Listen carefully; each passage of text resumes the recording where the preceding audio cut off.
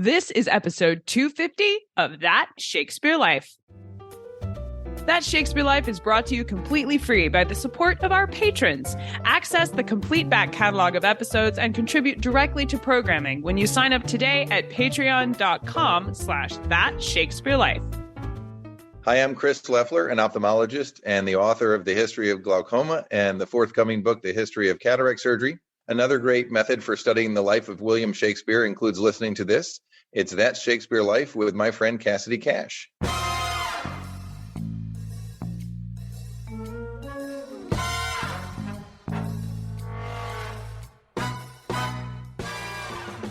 And if, let's say, there was a bad harvest due to the weather, perhaps excessive rainfall or excessive drought or excessive heat, or there was a really nasty storm that blew down a lot of trees in the woods owned by the Earl, then that manager would have to make a return, would have to say in those records why the takings, if you like, for that Earl's property were down this year. So that's one source of incidental, if you like, weather records we can have.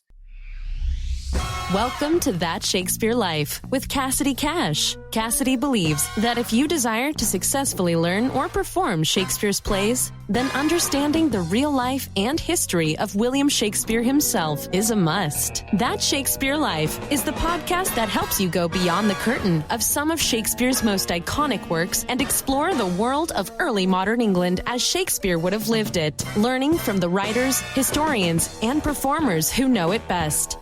And now, here's Cassidy. Shakespeare mentions a weathercock in his plays Merry Wives of Windsor, Two Gentlemen of Verona, and again in Love's Labour's Lost, which I thought was a kind of weather vane used for measuring wind direction. That's certainly how it's used today.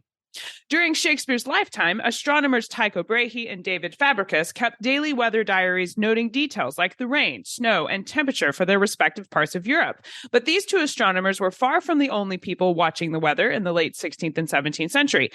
Other diarists would keep similar records, and from these kinds of notes, we learn a description of the weather on specific days, as well as exactly when and where major events like floods and even solar eclipses would have occurred.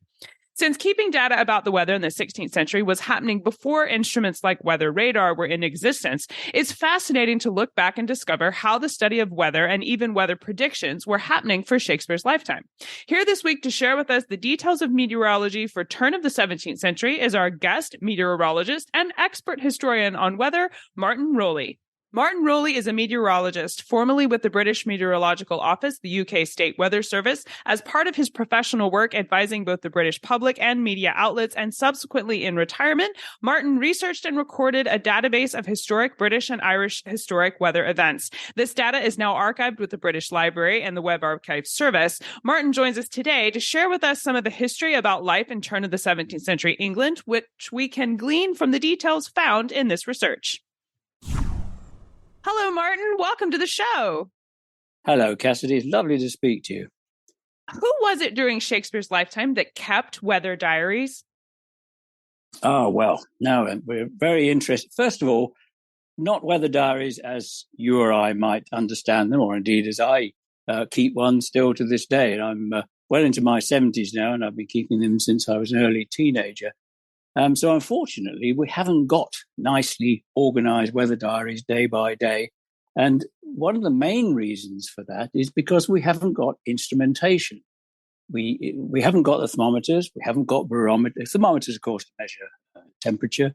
We haven't got barometers to measure air pressure. We haven't got hygrometers to measure relative humidity. And even rain gauges weren't really standardized. So there was no real push for people to set up a regime, if you like, of day-by-day weather recording. But it doesn't mean to say, of course, we don't know what the weather was like. And we have to turn to other sources. And they're fantastic sources. But broadly speaking, they're grouped into three types.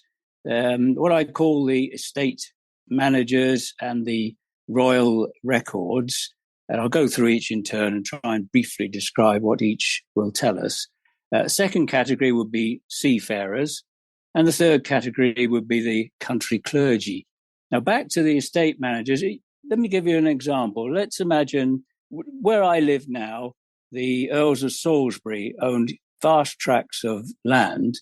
And of course, the Earl of Salisbury at the time wouldn't have wanted to manage his estate on a day-by-day basis. He'd leave it to his factor or to his other managers.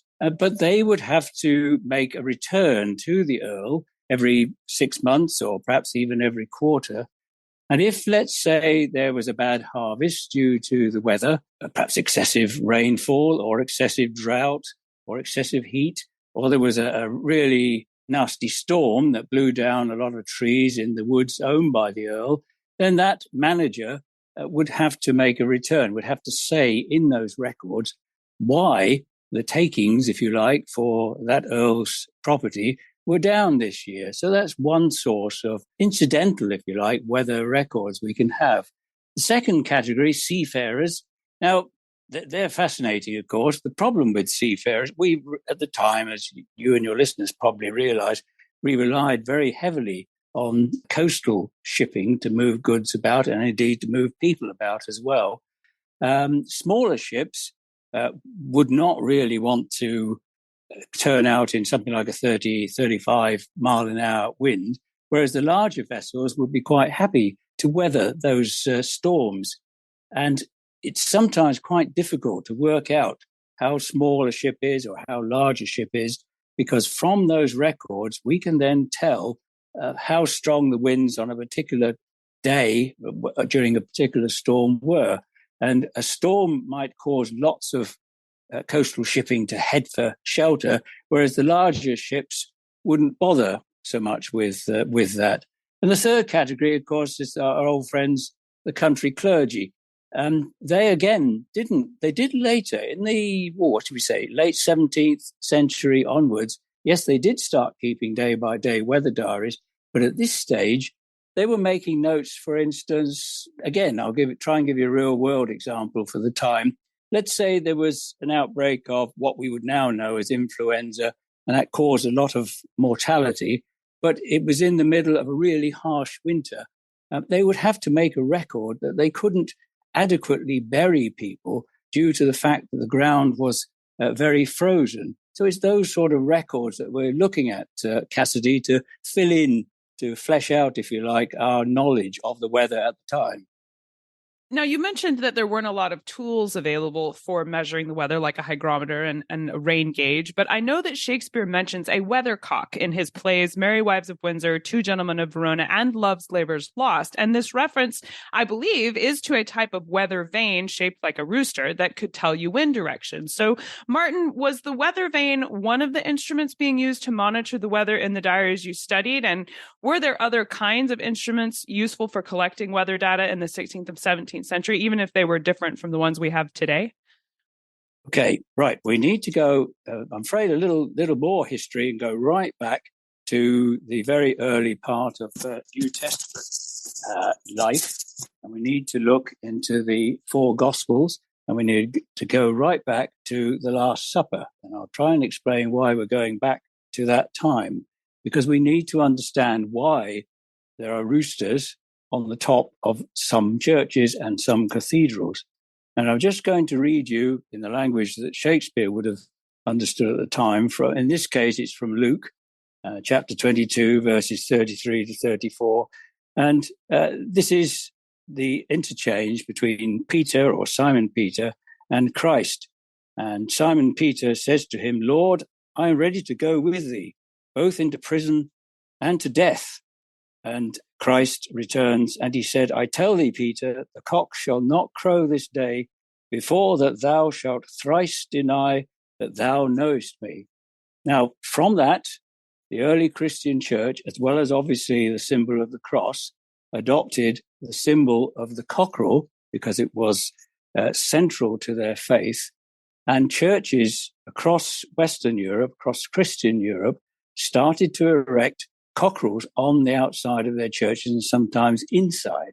Later on, in about the 9th century, the Pope, this is Pope Nicholas, actually officially decreed that all churches should display cockerels in some form or another.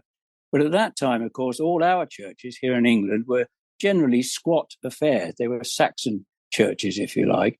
It wasn't until after the Norman invasion of England that we started to get influences from the near continent, from the Norman lands in what we now call France, of course.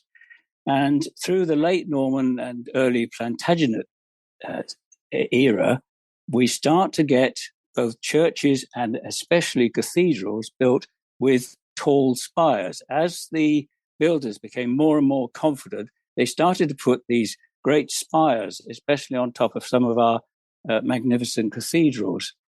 And because they were still under the instruction to display a cockerel, and because, of course, they wanted to portray the fact that here was this spire pointing to heaven, why not put a cockerel on top of the spire? Now, you can't just put a plate in the shape of a cockerel on top of the spire without letting it rotate with the wind. Otherwise, it would damage the cockerel and it would damage the spire. So effectively, we have the makings of a weather vane, simply because the cockerel obviously span in relationship to the general wind flow. But we need to understand that they weren't there to tell us which way the wind was actually blowing. Obviously, as the centuries passed, then people did use weather vanes to, as we now call them, or weathercocks, to tell which way the wind was blowing. But of course, the ordinary country folk wouldn't really need a cockerel on top of a spire. They'd be quite happy to tell you which way the wind was blowing without having this cockerel on top of the spire. So it doesn't actually help us a great deal that the cockerels were on top of the spires. It was just an added little bit of information that sometimes might have gone into the diaries. But unfortunately, for me, people like me, they weren't used systematically to tell us from which direction the wind was blowing. And to answer the other half of your question, what other instrumentation? Well, there was very little, frankly. I did mention very briefly about rain gauges. We don't really sort out a nice way of measuring rainfall until a couple of centuries after the time we're talking about, a couple of centuries after Shakespeare's time.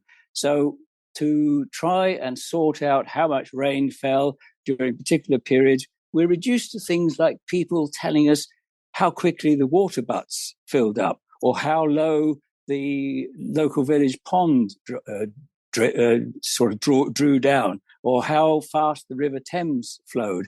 So we've got the weathercock, but unfortunately it's not really there to tell us which way the wind's blowing. It's there as a symbol of the Christian church.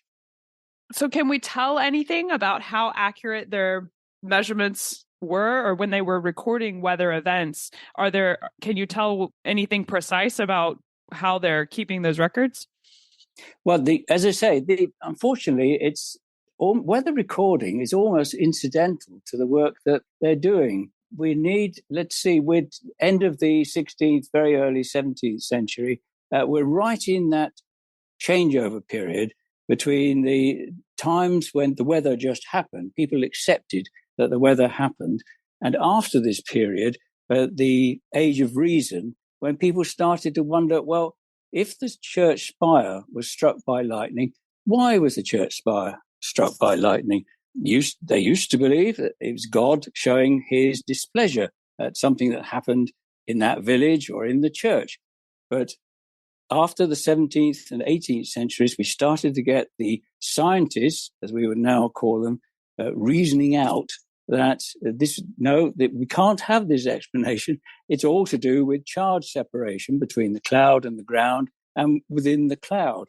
We don't really have a reservoir of nice, organized weather measurements that we can base all our subsequent analysis of this period on, Cassidy. It's a lot like a mystery investigation. That's right. It is indeed, yes. Well, what about predictions? I know today we rely pretty heavily on checking the weather before we go somewhere to see if it's going to rain or it's going to be sunny. Was there anything comparable to that for Shakespeare's lifetime, or was it just luck of the draw when you left your house every morning? Oh, no. Now we really are onto an interesting area and we're into weather law and LORE. Now, weather law, Shakespeare would certainly have known about many of the sayings that had developed well before his lifetime. I'll give you a very simple one, a short-term forecast. the red sky at night, shepherd's delight. Now, that's mentioned in the Bible, of course. Red sky in the morning and a shepherd's warning. Another one, this is for short-term forecasting. This would be mackerel sky and mare's tails make tall ships carry small sails. And that's simply a way of forecasting that because of the way the cloud looks in the sky, we know that's due to a jet stream. At the time, they didn't realize that, but simply by observation, they knew that if the cloud at high levels was at a certain type, then they knew that within roughly 24 hours, there would be quite a strong wind. But you're asking me really about much more distant forecasting, and I'm going to refer to a book, if you'll allow me, and it's a book I've recommended, and it's by a gentleman who I used to know, Paul Marriott, and he wrote a book which is about an inch thick, where he analysed many of the weather sayings that we know today. I'm going to pick 4 out, but only deal with them very briefly, obviously. The first one is Candlemas. Now, Candlemas is very analogous to your Groundhog Day. It occurs in very early February the 2nd, and there are many sayings due to Candlemas. And broadly speaking, what all of them say is if Candlemas is fine and relatively warm, then don't trust it because winter's going to have a second bite. Now, unfortunately, my friend Paul Marriott, he analysed all these sayings, and Candlemas comes out as one of the worst of the lot. And in my view, and this is my analysis, I think it's more a warning. You can imagine people at the time, especially younger people, living at this time would say, oh, this is a nice day on February the 2nd, perhaps winter's over and we can put away the thick clothing. In fact, as the older people around them would say, well, don't you do that because winter will almost certainly have another bite. And quite often that is true, but it's not strictly speaking a forecast as such. It's simply a warning that don't believe that just because Candlemas is fine and warm, that the winter's gone and dusted. The next one is St. Swithin, which is quite a famous one, of course, 15th of July. And I noticed on an earlier podcast of yours, the St. Swithin was dealt with quite happily. So I won't, again, really go into that a great deal. Again, St. Swithin, unfortunately, doesn't turn out to be very good. The analysis is very poor. St. Swithin effectively says if it rains on St. Swithin's Day, that we're going to get 40 days of rain. Well, the analysis doesn't bear that out at all. And it's simply the fact that at the time when Swithin's grave was moved, it just happened to be a very wet summer. And people interpreted that as the saint, as he was by then, was a bit angry. And so they managed to wrap that up into a weather saying. And they believed it, and people still believe it today, despite the fact that we can show that it doesn't really hold true. The other one, another third one, is Michaelmas, which, of course, is one of the quarter days, 29th of September. And there are a lot of sayings to do with Michaelmas. I'll just read you one. If Michaelmas Day be fair, the sun will shine much in the winter, though the wind in the north. In other words, a cool or cold winter, but fine winter. If it's east, frequently rain long and be sharp and nipping. In other words, they're trying to say that whatever the wind is like on Michaelmas, that perhaps that carries on through to the subsequent autumn and winter. Again, there is a very slight tendency for that to be correct, but if you relied on that, you'd be caught out more often than not. The last one is St. Luke's Little Summer, and again, in some cultures, we know it as an Indian summer, and that's in the day itself is 18th of October. And this is one that tries to predict what the weather's going to be like in the winter. If it's a fine summer, then perhaps the weather's going to carry on being fine for a couple of months. But again, it doesn't really hold true. It's a bit like Candlemas. It's a warning that just because you get fine weather in that midpoint of October, it won't necessarily carry on and give you a fine, dry and balmy winter. So those are just 4, Cassidy, but I could give you many more. We could probably spend the entire podcast doing those. We have the Indian summer one here, and I didn't That's realize right. that was a bunch of places. But it's like it's interesting that there is some consistency where it kind of makes sense that they were using these particular places to make observations about the weather, even if it's not consistent and reliable. No, unfortunately not. Now, I do know about major weather events during Shakespeare's lifetime were recorded, and I was wondering if you could tell us what some of them were. Yes, really, we're spoilt for choice. Where should we start? I'm going to pick one out that is actually mentioned in Midsummer Night's Dream. Well, not mentioned, obviously, as a weather event per se, because Midsummer Night's Dream is set in ancient Greece. But it's generally thought that Titania's speech, if you like, about the adverse conditions during the summer were directly related to what happened in England in 1594. And what happened in England in 1594, it was a really very bad summer. Let me just read the details. A wet and unseasonable summer, extensive flooding of fields, loss and spoiling of crops across England. And this caused a considerable loss of crops, considerable reduction in the income of people, and a considerable downgrading of the income of estates, of course, which is why 1594 has come down to us as one of the bad summers of that period. But if we go back a little bit, I want to talk about, very briefly again, the most famous in our history anyway, most famous event, that's the Spanish Armada, 1588. July and August, of course, when the King of Spain sent his fleet up through the Channel, intended to pick up an army on the continental side of the Channel. But because of the contrary winds at the time, the unseasonable, as it was reported at the time, weather, they couldn't pick up the army. And then the ships were driven all the way around the British coast, up around the top of Scotland, back down to the west of Ireland. And at the time, of course, they believed that God had intervened and scattered the fleet. In fact, it was all part of this great change that happened at this time. We're into this period that we know now as the Little Ice Age. They obviously wouldn't have called it the Little Ice Age at the time, but it was a most unusual period of very stormy summers and often desperately cold winters. And I did a little bit of a summary for you of looking back just over Shakespeare's lifetime. And in that lifetime, we have no less than 14, that's 1-4, winters that we would classify as peculiarly harsh. If they occurred today, we'd have real problems in finding support for the community. So there are 14 in his lifetime. And nowadays, if we got 1 or 2 in the equivalent period, just over 50 years, then we would regard that as quite amazing. The other winter is the winter of 1607, 1608, towards the end of Shakespeare's life.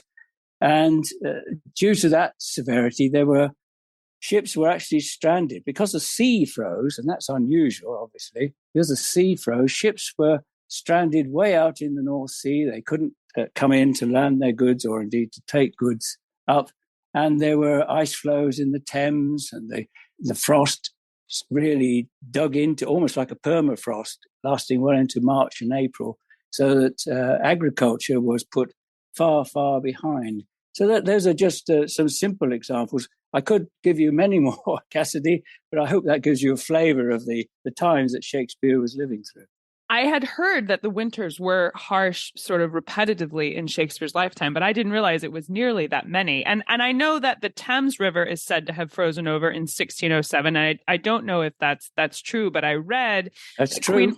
Oh, wonderful. Well, Yes. I read that Queen Elizabeth had actually taken her sled out on the river that year. And so I wondered if that was anecdotal or if it had potential to have happened. That's quite, but not obviously not in 1607 because she died by then. Yes. It was one of the earlier winters, which I got somewhere.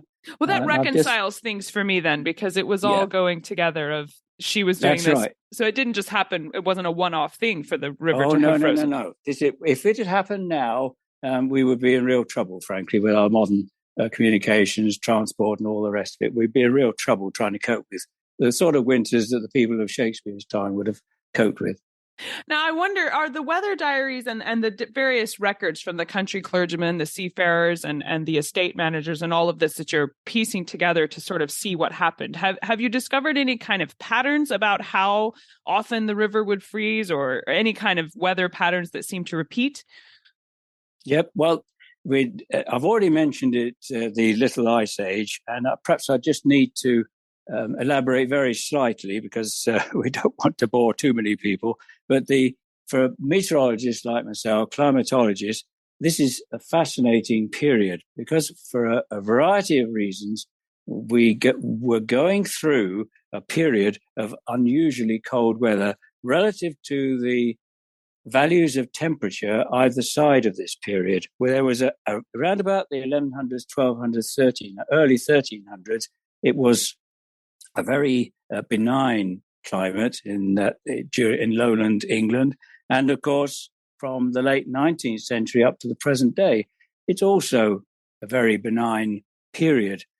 But after a short warm period in the early 1500s, there was a dramatic drop in temperatures down to the almost, frankly, birth of Shakespeare almost coincided with the temperature trace, if you like. And I know people are going to be saying, well, hang on a minute, we haven't got thermometers, but we can infer what the temperature was like at this time. And it reached its sort of valley, its trough, if you like, in the middle 1600s. It was a bitter period. It was a brutal period when temperatures overall were much lower than, for instance, we are used to. I've just calculated very quickly what that might mean. Currently, for instance, if here in central England, we would be disappointed if our summer temperatures didn't rise to a range of sort of 28 to 34 Celsius, or in low 80s to around the 90s Fahrenheit. And the winters, well, we'd be unlucky if we started to get temperatures sort of -8 Celsius, that's sort of 15, 22 Fahrenheit. Shakespeare's folk would be quite used to temperatures in the wintertime getting down to -15 to -20 Celsius. That's between -4 and +4 Fahrenheit. And the summertime temperatures, well, they'd be struggling. If they went to 20 to 25, which is into the sort of 70s Fahrenheit range, then they think themselves quite lucky. They'd regard that as a very good summer's day. So there's a dramatic change between the weather of Shakespeare's era and the centuries either side of the time he lived. That's just a remarkable difference, and it's painfully cold. Of course, yes. I'm from Alabama. It doesn't hardly ever get that cold here for us. So just hearing those temperatures makes me cold. Now, I know we would love to learn more about this topic and to explore this history that I don't think many of us even realized was this fascinating, and that there was so much to uncover. I wonder if you could share with us some books or resources you can recommend we start with if we want to explore this further. Well, anything by one of the great researchers in this country, and he's recognized as a great researcher across the globe, actually, because he didn't just concentrate on the British and Irish climate. He looked at climates all around the world. And that's Professor Hubert Lamb. He's no longer with us, but he wrote several interesting books. One or two of those are well worth reading. One in particular I'd recommend is Climate History and the Modern World, which is still very easy to get hold of.